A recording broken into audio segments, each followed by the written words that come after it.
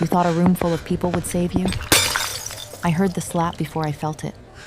Ralph's open palm cracked across my cheek so hard that the wine glass in front of me tipped sideways and shattered, sending a river of red across the white tablecloth, like a crime scene painting itself in real time. Ralph, stop. People are watching. Good. Let them watch. My hand flew to my face. The sting was white hot, spreading from my cheekbone down to my jaw. I told you this was over. I could feel it swelling already. Ralph J. Elias, Clark, my husband, stop! You're my mistake. ruining everything. My nightmare stood over me. His black zip-up jacket stretched tight across his shoulders, his face twisted into a mask of pure, ugly rage. He was screaming something about the divorce papers, something about how I'd embarrassed him. I stopped hearing the words a long time ago. All I ever heard anymore was the tone. That tone that meant it was about to get worse. 7 years of marriage. 6 months since I finally left. 6 months of changing the locks, blocking his number, filing every restraining order. The state of California would let me file. 6 months. And my attorney convinced me that a public place, a high-end Beverly Hills restaurant with valet parking and a jazz quartet, would be neutral ground to finalize the divorce. Safe ground, civilized ground. I was a fool. Ralph leaned down into my face, close enough that I could smell the bourbon on his breath. You're not leaving me. You don't get to leave me. His hand grabbed the edge of the table, knuckles white, veins bulging. The candle between us flickered from the force of his voice. I looked past him, desperate, begging with my eyes for someone, anyone, to step in. A woman 2 tables over pressed her napkin to her mouth, then looked away. A man in a gray blazer stared at his plate. A waiter, carrying a tray of entrees, changed direction mid-step, rerouting himself to the other side of the dining room. Every person in that room saw what was happening. Not one of them moved. Ralph raised his hand again. I flinched. My arms came up, crossing over my face the reflex I'd spent years perfecting. But the second blow didn't come. Instead, I heard something else. A sound that didn't belong. Click. Heavy, metallic, final, like the closing of a vault, like the pulling of a trigger in slow motion. The sound came from the front of the restaurant, from the tall glass doors near the hostess stand, and it cut through the jazz music, and the gasping, and the clinking silverware, like a blade through silk. I lowered my arms just enough to look.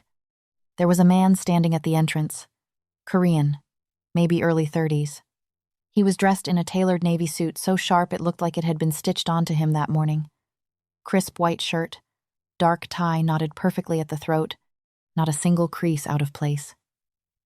He stood with his back to the glass doors, both hands still resting on the brass handles he had just pulled shut. His posture was perfectly straight, military straight. The posture of someone who knew exactly how much damage his hands could do. He wasn't panicking. He wasn't reaching for a phone. He wasn't looking at me with pity like every other person in that room. He was looking at Ralph. And his expression, God, his expression. It wasn't anger. It wasn't shock. It was calm. Terrifyingly, unnervingly calm. Still, water over a deep current that would pull you under and never let you back up. Ralph hadn't noticed him yet. Ralph was still screaming at me, still performing his rage for the audience that refused to watch. But the room had shifted. I could feel it. The temperature had changed. The air had thickened. Every diner who had been avoiding eye contact was now staring at the man by the doors, because somewhere in their survival instincts, they understood what I was just beginning to realize. He hadn't locked the doors to keep danger out. He'd locked them to keep Ralph in. The man in the navy suit released the brass handles and adjusted a single cufflink. Then he took one step forward. Just one. No rush, no urgency. Just the quiet, measured footstep of someone who had already decided exactly how this evening was going to end. Ralph finally turned around. Saw him. Puffed his chest the way he always did when another man challenged his air supply. Who the hell are you?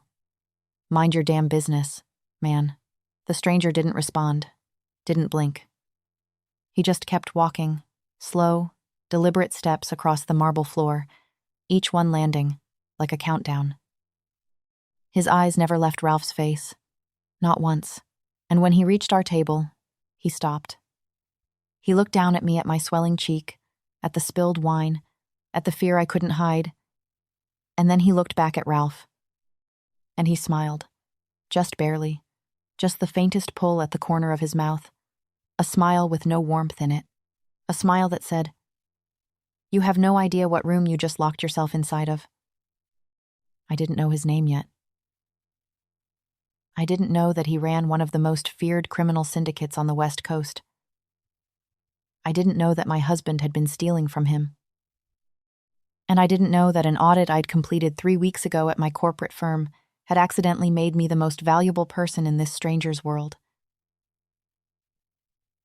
All I knew, in that moment, was that Ralph, for the first time in his life, looked afraid. And I felt something I hadn't felt in years.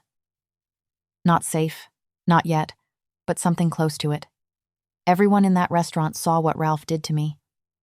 40 people watched, and not a single one stood up. But one man decided it wasn't going to continue. And what he did next changed everything. Subscribe to see how this unfolds, and comment where you're watching from. I would love to say hello to you, just to know how far our story is going.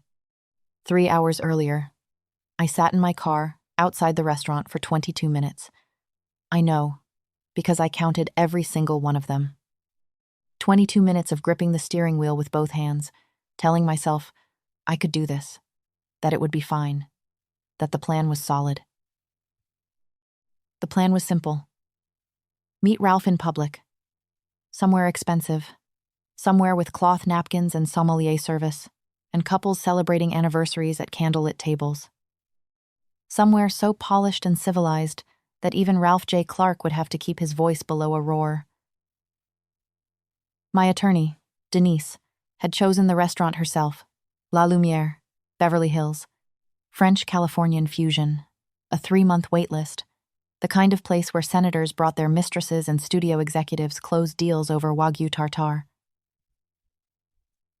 The kind of place where a man couldn't make a scene without destroying his own reputation. That was the theory. Anyway, Denise had wanted to be there.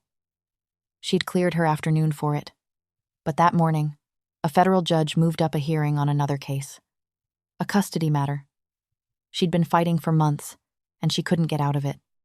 She'd called me at 9 a.m., apologetic, and told me to postpone. Don't go alone, Bertha. Reschedule. But I'd already spent 2 weeks working up the nerve to face Ralph. And I was terrified that if I canceled, I'd never find the courage again. She'd sent the final divorce papers by courier that morning, all 36 pages of them, and told me I just needed Ralph's signature on 3 lines. 3 signatures and I'd be free. She said it like it was easy, like Ralph had ever made anything easy.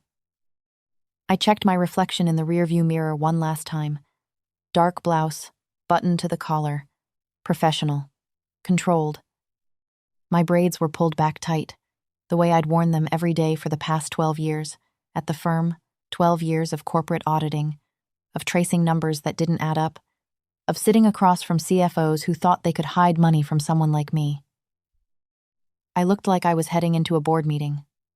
Not a conversation with the man who had split my lip twice and cracked my rib once, before I finally found the courage to leave. I wanted to look like the woman I'd become since walking out. Composed, capable, done. Not the woman he remembered. Not the woman who flinched. I grabbed the manila envelope from the passenger seat and got out of the car. The restaurant was everything Denise had promised. Warm lighting. Low ceilings draped with gold fixtures. A jazz trio tucked into the corner playing something slow and smoky. The tables were spaced generously apart, dressed in white linen, each one glowing with the soft flicker of a single candle. The air smelled like fresh bread and rosemary and old money. I could hear the gentle percussion of silverware against porcelain, the murmur of conversations held at a volume that suggested everyone in the room had been trained never to raise their voice. I gave the hostess my name. She smiled one of those practiced, welcoming smiles, and led me to a table near the center of the dining room. Not in a corner, not by the window, right in the middle, surrounded on all sides by other diners. Denise had requested this specifically. "The more eyes on you, the safer you are," she'd said. I believed her. Ralph was already there. He was sitting with his arms spread wide across the back of the booth, taking up as much space as possible. Black zip-up jacket over a dark shirt. No tie. No effort. He looked like he'd walked into a 5-star restaurant dressed for a gas station run. And he didn't care. Because Ralph never cared about fitting in. He cared about being the biggest thing in any room he entered. His eyes found me the second I rounded the corner, and his mouth stretched into that smile. That slow, possessive smile that used to make my stomach drop. There she is, my wife. I sat down across from him without returning the greeting. I placed the manila envelope on the table between us, right next to the bread basket, and I kept my hands flat on the linen. "I'm not your wife anymore, Ralph. That's why we're here." He leaned forward. The candlelight caught his face, and I could see the tightness in his jaw, the way the muscles were already working beneath his skin. He was wound up. He'd been wound up before he got here. Maybe he'd been wound up since the day I left. "You look good, Bertha. Lost weight? Ralph. The papers. That's all I'm here for. See, that's your problem. Always rushing, always trying to control the conversation." A waiter appeared, young, polite, perfectly trained, and asked if we'd like to start with drinks. I ordered water. Ralph ordered a bourbon, neat, without looking at the waiter, without looking at me. He was staring at the envelope like it was a personal insult. The waiter left. The jazz trio shifted into a new song. A woman at the table behind us laughed at something her date said. Everything was normal. Everything was fine. Ralph picked up the envelope, opened it, pulled out the papers, and held them at arm's length, like they smelled bad. He flipped through the first few pages, his jaw tightening with every line. "You think this is how it works? You just hand me some papers and I disappear?" "It's a divorce, Ralph, not a disappearance. You sign, I sign, and we go our separate ways. Our separate ways." He repeated it back to me, slowly, tasting each word like poison. "You've been talking to that lawyer again, haven't you? Filling your head with all this independent woman nonsense." I didn't respond. I'd learned a long time ago that engaging with Ralph when he was spiraling only gave him fuel. So I sat still, hands flat, breathing steady, eyes on the papers. But Ralph didn't want stillness. Ralph wanted a reaction. He tossed the papers onto the table. They scattered across the bread plates and the water glasses and the little dish of butter that the waiter had placed just so. One page slid off the edge and floated to the floor. "I'm not signing anything, Ralph." I said, "I'm not signing." His voice was louder now. Not shouting. Not yet. But loud enough that the couple at the next table glanced over. Loud enough that the waiter paused mid-stride across the room. I kept my voice low. "This doesn't have to be difficult. The terms are fair." Denise made sure of that. "Fair?" He laughed. That short, sharp bark that had nothing funny in it. "You want to talk about fair? You walked out on me. You changed the locks on my house. You turned my own family against me. And now you want me to sit here and sign away everything like a good little boy? It's not your house anymore, Ralph. It hasn't been for 6 months." That was the match. I saw it the second the words left my mouth. His nostrils flared, his shoulders squared. The bourbon arrived, and he didn't even look at it. His hand was gripping the edge of the table, so hard, the wood groaned. And then he stood up. He stood up fast enough to knock his chair back into the table behind us. A woman yelped. Glasses rattled. Every head within 20 feet turned. "You ungrateful." The slap came before I could move. His open palm connected with the side of my face with a crack that silenced the entire restaurant. The jazz stopped. The silverware stopped. The conversations, the laughter, the gentle clink of wine glasses, all of it, gone. Replaced by the ringing in my left ear and the white-hot explosion of pain spreading from my cheekbone to my jaw. My wine glass tipped and shattered against the tablecloth. Red flooded the white linen like a wound opening. I pressed my hand to my cheek and looked up at him through blurred vision, and I saw what I'd been running from for 6 months. Ralph J. Clark, finally showing every person in this room exactly who he was. He was screaming now, full volume. Words I'd heard 100 times behind closed doors, words that had only ever had an audience of one. You think you can leave me? You think you're better than me? His finger was in my face, jabbing the air like a weapon. Spit flew from his lips. Veins roped across his neck. And the room, this beautiful, elegant, sophisticated room, full of people, did absolutely nothing. A woman 2 tables away covered her mouth with her hand and turned to her husband, who studied his menu like it contained the secrets of the universe. A man in a charcoal suit near the window pulled out his phone, and for one desperate second, I thought he was calling the police. But he was checking his email. The hostess at the front stand stared at the floor. One of the waiters, a tall man with a tray of champagne flutes, simply turned around and walked back toward the kitchen. The entire dining room, every last person in it. And I was completely alone. Ralph grabbed the divorce papers from the table and ripped them in half, then in half again. He threw the pieces at me like confetti, and they fluttered down around my shoulders, settling into the puddle of spilled wine. We're done when I say we're done. He raised his hand again. I closed my eyes, and then I heard it. Click. It wasn't loud. It shouldn't have carried over Ralph's screaming, over the ringing in my ear, over the pounding of my own heartbeat. But it did. It cut through everything. Clean, metallic, absolute. The sound of a heavy brass deadbolt sliding into place. I opened my eyes.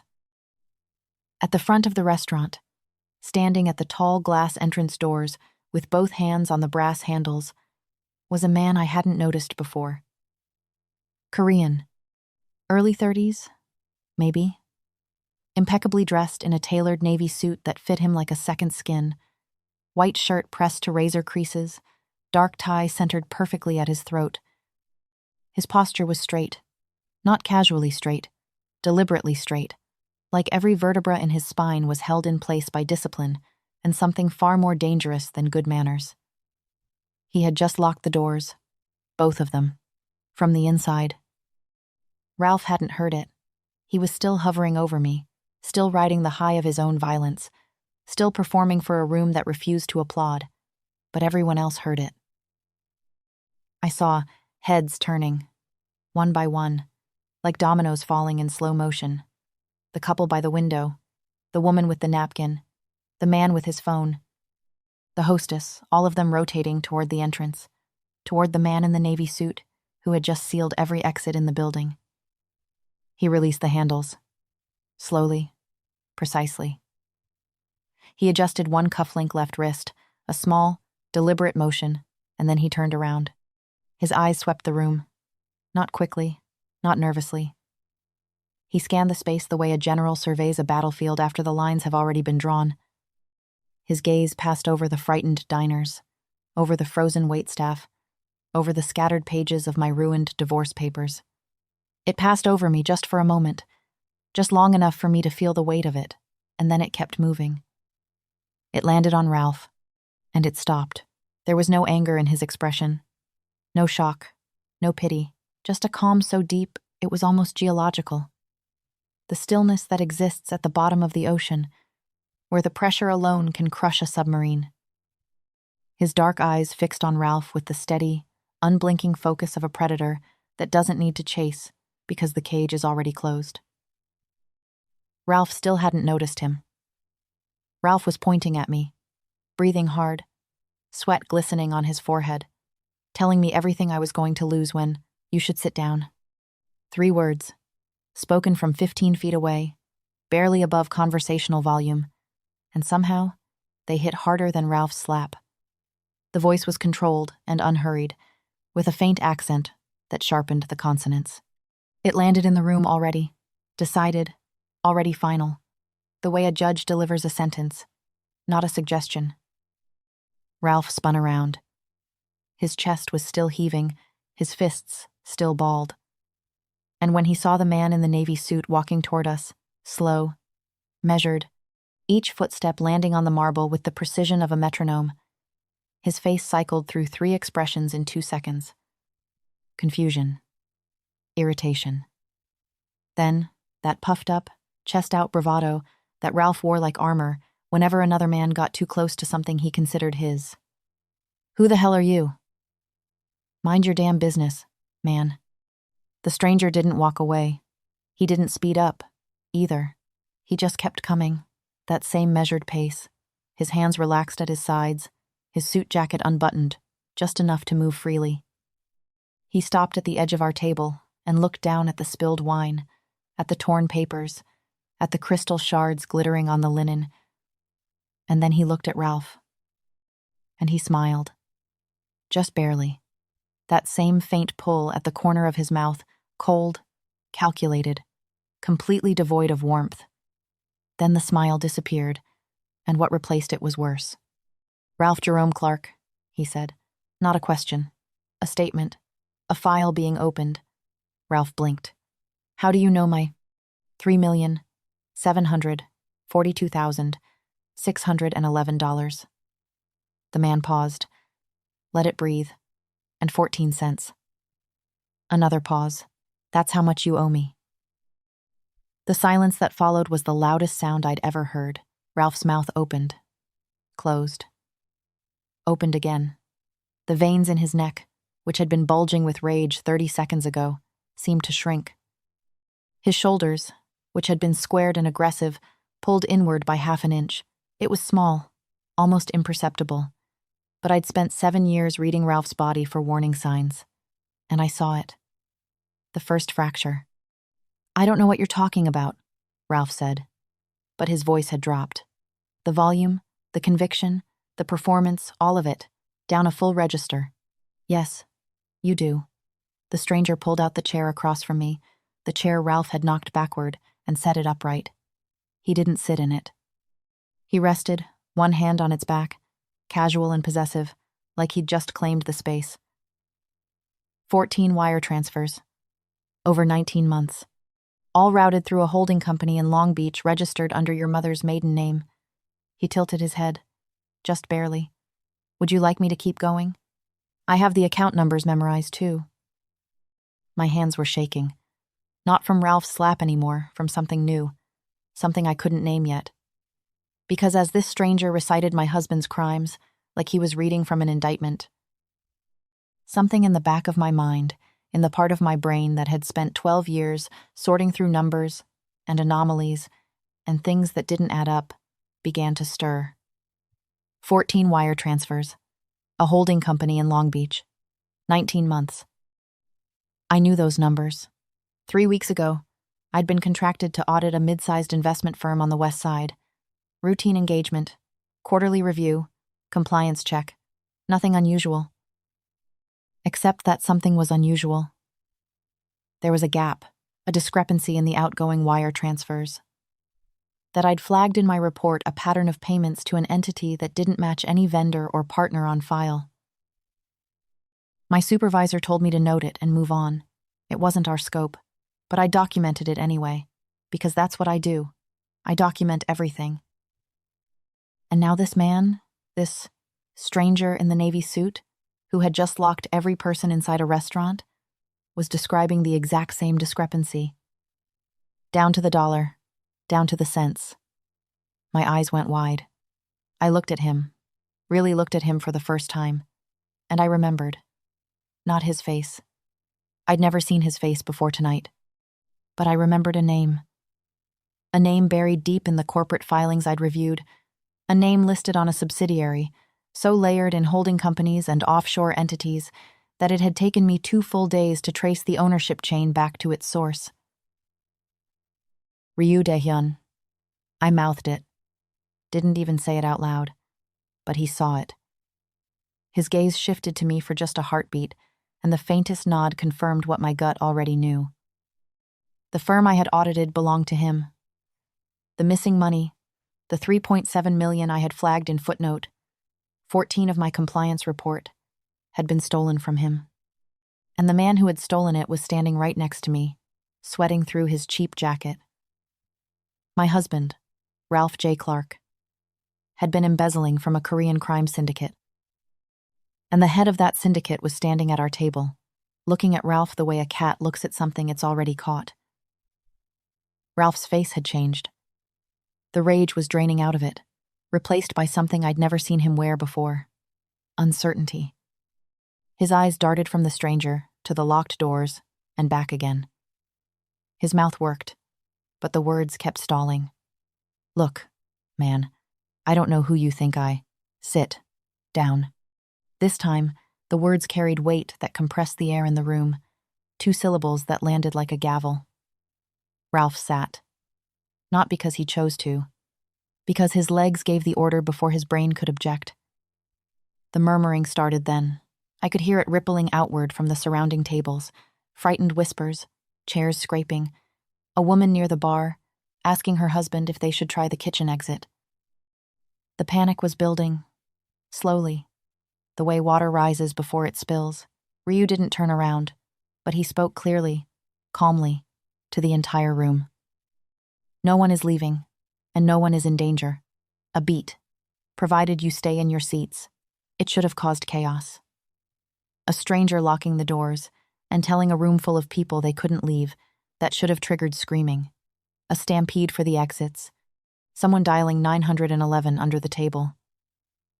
I found out later that someone did try. A man near the bar slid his phone beneath the tablecloth and started pressing numbers. One of the waitstaff, a woman who had been refilling water glasses moments earlier, placed her hand over his, gently but firmly, and shook her head once. He put the phone away. And I understood why, the moment I looked around. The waitstaff had changed. Not all of them, but enough. The tall waiter who had rerouted himself away from our table during Ralph's outburst was now standing by the kitchen doors with his hands clasped in front of him, his tray gone. His posture shifted from service to surveillance. The bartender, a broad-shouldered man I'd barely noticed when I walked in, had come out from behind the bar and was standing near the emergency exit, his jacket unbuttoned, his eyes sweeping the room with practiced efficiency. 2 more, the woman who had stopped the phone call and a young man who had been clearing plates, had taken positions near the windows, their friendly smiles gone, replaced by expressions that were flat, watchful, and entirely professional. They weren't waiters. They had never been waiters. They were his people, and they had been here before any of us had arrived. The realization settled over the room like a cold fog. I could see it register on face after face, the businessman by the window, slowly lowering his phone, the couple near the bar, pulling their chairs closer together, the hostess stepping back against her podium as if trying to disappear into it. Nobody screamed. Nobody ran. They understood, the way animals understand when the weather is about to turn, that this was not a negotiation. Ryu Dae-Hyun owned this room. He had owned it before Ralph threw the first punch. He had owned it before I walked through the doors with my manila envelope and my hopeless plan. I learned later that his people had been tracking Ralph for weeks, monitoring his accounts, his phone, his movements. When Ralph made a reservation at La Lumiere for 2, Ryu didn't just show up. He arrived early enough to install his operatives in the staff, secure the exits, and choose his own table with a clear line of sight to ours. The entire evening had been choreographed before the first glass of wine was poured. And now, with the exits sealed and his people in position, he was simply letting everyone else know. I looked at Ralph. He was sitting in his chair, both hands flat on the table, a mirror of how I'd sat when I arrived, trying to control the shaking. His eyes were wide. The bravado, the puffed chest, the shouting gone, all of it evaporated like steam off a hot sidewalk. In its place was something raw, something animal. Ralph was afraid, and for the first time in 7 years, he wasn't the most dangerous person in the room.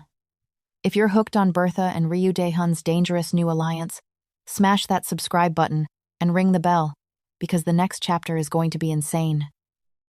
Comment below, Team Bertha or Team Ryu? And drop where you're watching from.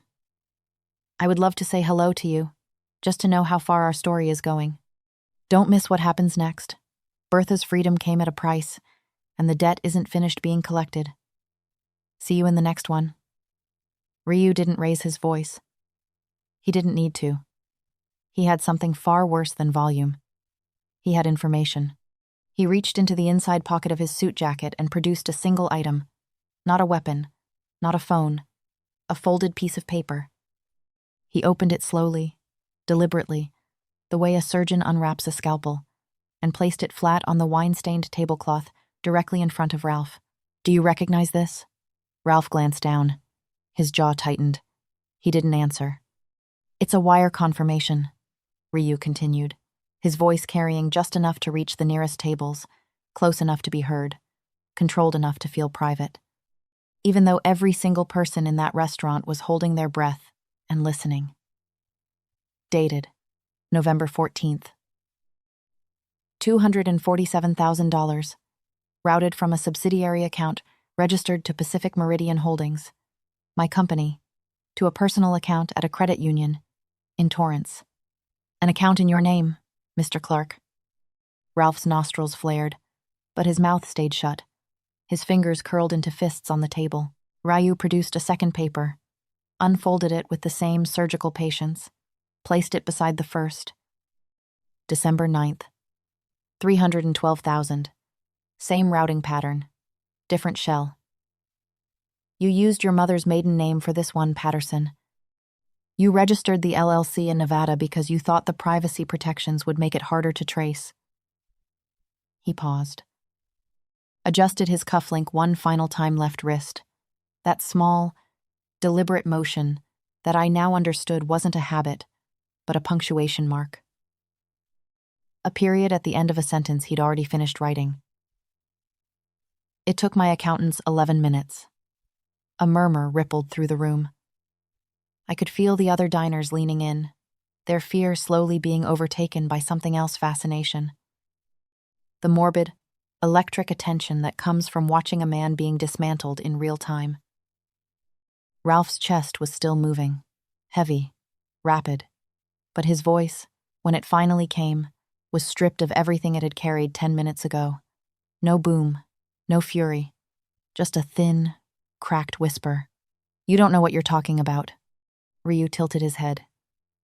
The faintest shadow of amusement crossed his face. Not a smile. Something colder.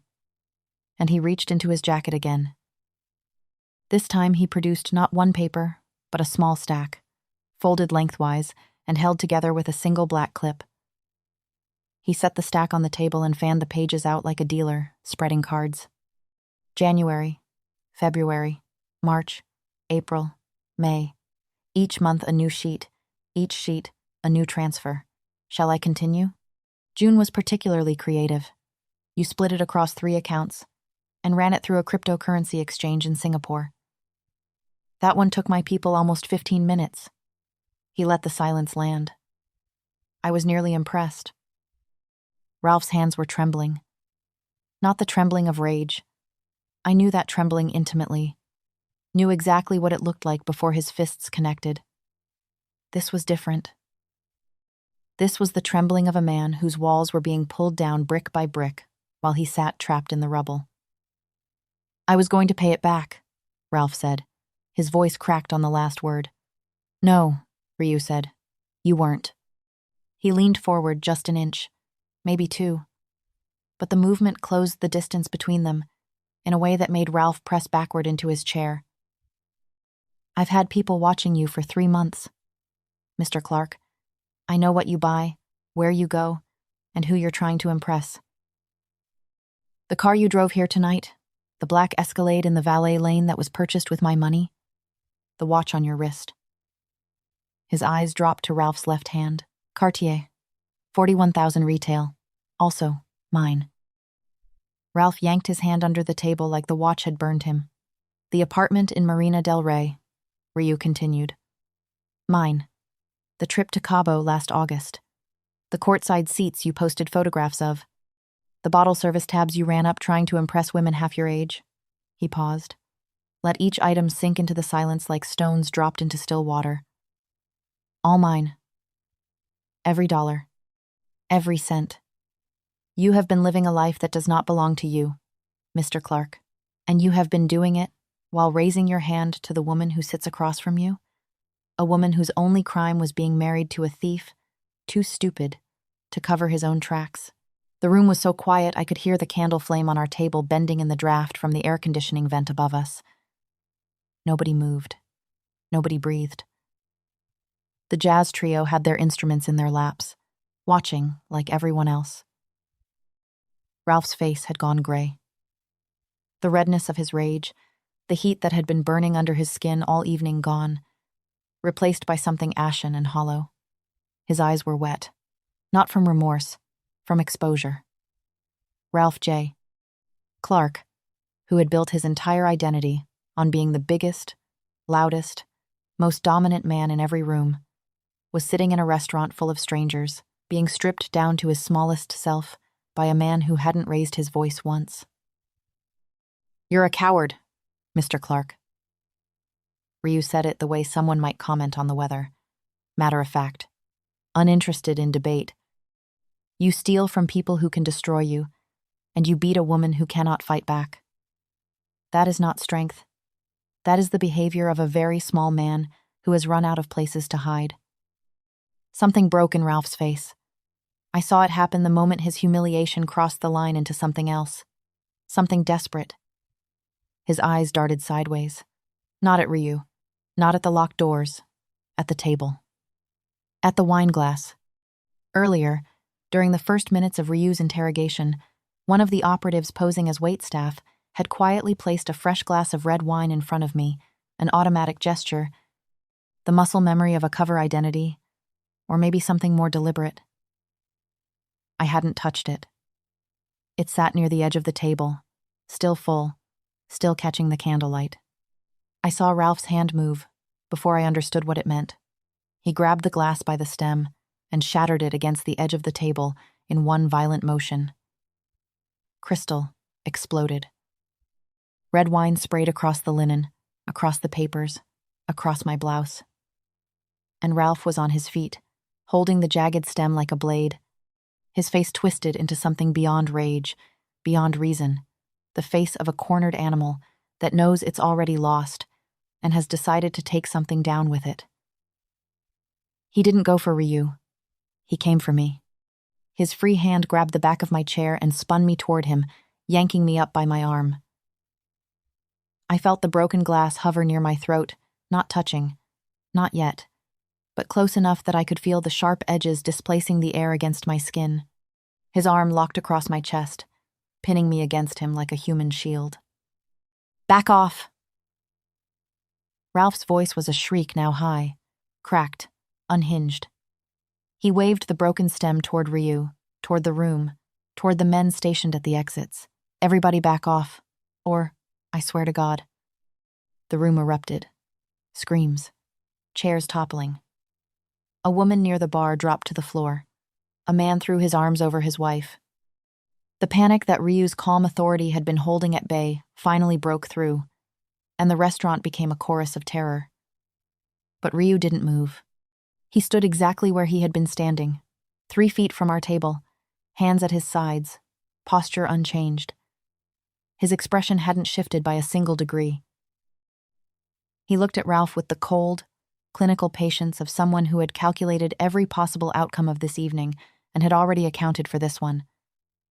Let her go, Ryu said. Same volume, same tone. As if Ralph were holding a glass of water instead of a weapon at my throat. I'll kill her. I'll do it. You think I won't? Ralph's arm tightened around me.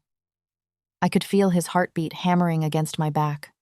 Wild, arrhythmic, the heartbeat of a man drowning on dry land. The broken glass trembled near my jaw. A bead of wine slid down the jagged edge and dripped onto my collarbone.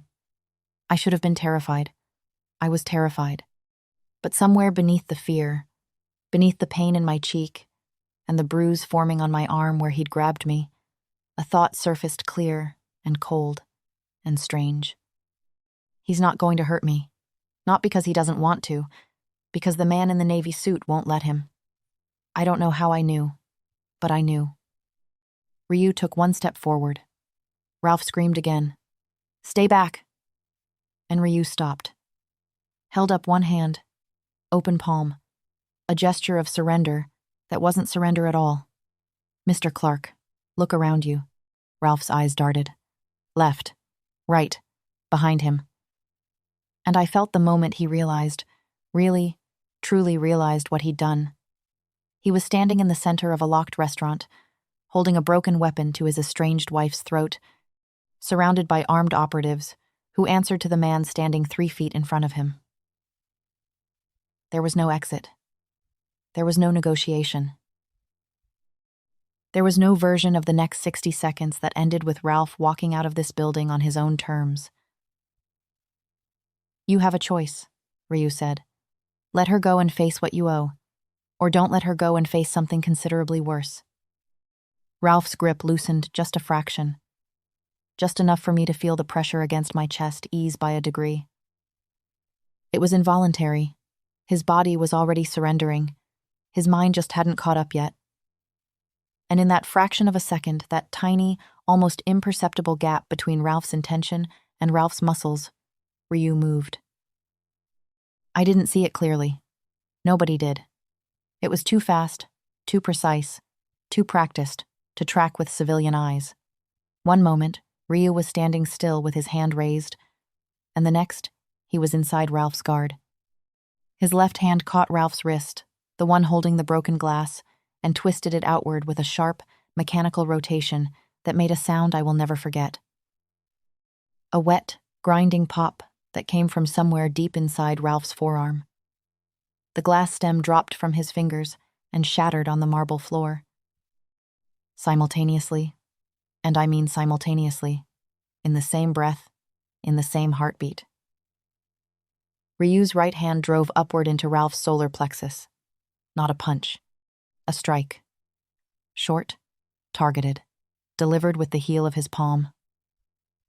Ralph's entire body folded around the impact like a piece of paper being creased. I stumbled forward, free. My knees nearly buckled, but I caught the edge of the table and held on. Behind me, Ralph was on the floor, both knees, then his hands. Then his forehead pressed against the cold marble, his body curled into itself, a sound coming from his mouth that I had never heard in 7 years of marriage, a long, broken, animal sob. The sound of a man with absolutely nothing left. Ryu stood over him, not breathing hard, not disheveled, not even slightly out of position. His suit jacket hadn't shifted. His tie was still centered. The only evidence that he'd moved at all was the slight flex of his right hand as he straightened his fingers, releasing the tension from the strike. He hadn't drawn a weapon. He hadn't needed to. 2 moves, maybe 3 seconds. And Ralph J. Clark, the man who had terrorized me for 7 years, who had hit me in front of a room full of strangers, who had grabbed a broken glass and held it to my throat, was weeping on the floor of a Beverly Hills restaurant. Ryu glanced at 2 of his men, a single nod, nothing more. They moved immediately, crossing the room in long, unhurried strides, flanking Ralph on either side. They lifted him by his arms. His legs dragged beneath him, useless, his expensive shoes scraping against the marble as they hauled him upright. His face was a wreck, red, swollen, streaked with tears and snot, and the residue of every lie he'd ever told about who he was. He didn't fight, he didn't scream, he didn't even look at me. They dragged him toward the back of the restaurant, past the kitchen doors, toward the service exit that opened into the alley behind the building. One of the men pushed the door open with his shoulder, and for a brief moment, I could see the alley, dark, narrow, a black SUV idling at the curb with its headlights off. 2 more of Ryu's men stood beside it, waiting. Ralph wasn't going to the police. He wasn't going home. He was going somewhere. The legal system couldn't reach somewhere. A $3.7 million debt would be settled. On terms that had nothing to do with courts or lawyers or due process. Then Ralph was through the door, and the door swung shut behind him, and he was gone. The room exhaled. Not a single collective breath, more like dozens of separate exhalations happening at once, each one shaky, each one carrying the weight of what had just been witnessed. I heard a woman start to cry. I heard a man say, "Oh my God," under his breath. I heard a chair creak as someone finally shifted their weight for the first time in what might have been 15 minutes. And then I heard footsteps coming toward me. Slow, measured, familiar now. Ryu stopped in front of me. He looked at my face, at the swelling on my cheek, at the wine stain on my blouse, at the small red mark on my collarbone where the wine had dripped from the broken glass. His expression shifted. Not dramatically, not into warmth or softness or anything as simple as kindness, but the coldness receded just enough to reveal something beneath it. Something that looked, if I squinted, like recognition, like respect. "Are you hurt?" 2 words. Quiet, direct. No performance, no agenda. The first time anyone in this room had asked me that question all night. "I'm okay," I said. My voice was hoarse. My hands were still shaking. I wasn't okay, but I was standing, and Ralph wasn't. And right now that was enough. Ryu studied me for a moment longer. Then he reached into his jacket, the same pocket that had produced Ralph's financial execution, and pulled out a folded handkerchief. White, pressed. He held it out to me without a word. I took it, pressed it to my cheek. The fabric was cool and impossibly soft, and it smelled faintly of cedar, and I hated that such a small gesture, from a man I barely knew, a man who by all rights I should have been terrified of, was the closest thing to safety I'd felt in months. He turned to one of his remaining men and spoke in Korean a short phrase, clipped and precise. The man nodded and moved to the front of the restaurant. I heard the deadbolt slide. The heavy brass mechanisms turned. The glass doors opened, and the night air rushed in, cool, clean, carrying the distant hum of traffic on Wilshire Boulevard and the faint scent of jasmine from the patio garden. The diners began to stir, slowly at first, then with urgency. Purses grabbed, jackets pulled on, bills thrown onto tables without waiting for checks. They filed toward the exit in clusters, silent, shaken, avoiding eye contact with each other, and with me, and especially with the man in the navy suit who stood motionless beside my table, watching them leave without a word. Within minutes, the restaurant was nearly empty. Just me, Ryu, and the ghosts of everything that had happened between these walls tonight. Ryu buttoned his suit jacket. A single button, a deliberate, unhurried motion that felt like his way of closing a chapter. He looked at me. "Your audit, the one you filed 3 weeks ago with the discrepancy, in footnote 14. He paused, and for the first time, something close to curiosity flickered across his features. Most auditors would have noted the anomaly and moved on. You traced the routing chain across 4 jurisdictions and 2 offshore shells before your supervisor told you to stop. Another pause. You didn't stop, did you? I swallowed. I documented everything. I know. He nodded. That's why you're walking out of this restaurant tonight. The weight of that sentence settled on me slowly, like snow accumulating on a rooftop. Silent, heavy, transformative. He hadn't come here for me. He'd come for Ralph. For the money. For the debt. But somewhere in the arithmetic of vengeance and accounting, my diligence had made me something I never expected to be to a man like Ryu Dae-Hyun. Valuable, protected, alive, he extended his arm. Not aggressively, not possessively, just offered. The way a man offers his arm to someone he intends to walk through a door. I looked at it. At the crisp sleeve, the dark cufflink, the hand that had disarmed my husband in under 3 seconds. I thought about everything that arm represented, the danger, the darkness, the world I didn't belong to and couldn't begin to understand.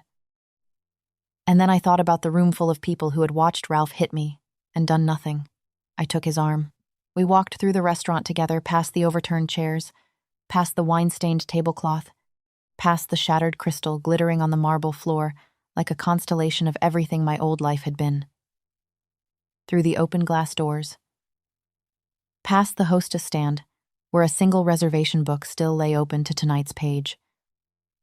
Out into the cool Beverly Hills night, where a black car idled at the curb, its engine humming low and patient. A driver stepped out and opened the rear door. Ryu paused, letting me enter first. I ducked inside.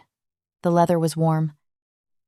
The interior smelled like cedar, like his handkerchief, and the seats were impossibly quiet, wrapped in the kind of silence that only exists inside vehicles built to keep the outside world out. Ryu slid in beside me. The door closed. The sounds of the street disappeared. For a long moment, neither of us spoke. The car pulled away from the curb, gliding into traffic. And I watched the restaurant shrink in the rearview mirror until it was just a golden smudge of light behind us, and then nothing at all. I pressed the handkerchief to my cheek. My face still throbbed. My arm still ached where Ralph had grabbed me. But something else, something deeper than the bruises, older than the pain, had shifted. I could feel it. A door closing behind me. Not brass this time. Something internal. Something permanent. I wasn't Ralph's wife anymore. I wasn't Ralph's victim. I wasn't the woman who sat in her car for 22 minutes, gripping the steering wheel, telling herself it would be fine. I was the woman who walked out. And no one, not Ralph, not the people who watched, not the world that had trained me to make myself smaller. So violent men could feel bigger, was ever going to make me sit in that chair again. The car turned onto Sunset Boulevard. The city lights blurred past the tinted windows. Ryu sat beside me in silence. Not uncomfortable silence, not the silence of threat, but the silence of someone who understood that some moments don't need words. I didn't know what came next. I didn't know what this alliance meant, or what it would cost, or where this car was going. But I knew one thing with absolute, unshakable certainty. I was free. Can Bertha survive the dangerous world she just stepped into? And can she trust the man who saved her, knowing his protection comes with a price no auditor can calculate? What does Ryu Dae-Hyun really want from the woman who uncovered his secrets? Smash that subscribe button and turn on notifications because you do not want to miss what happens next.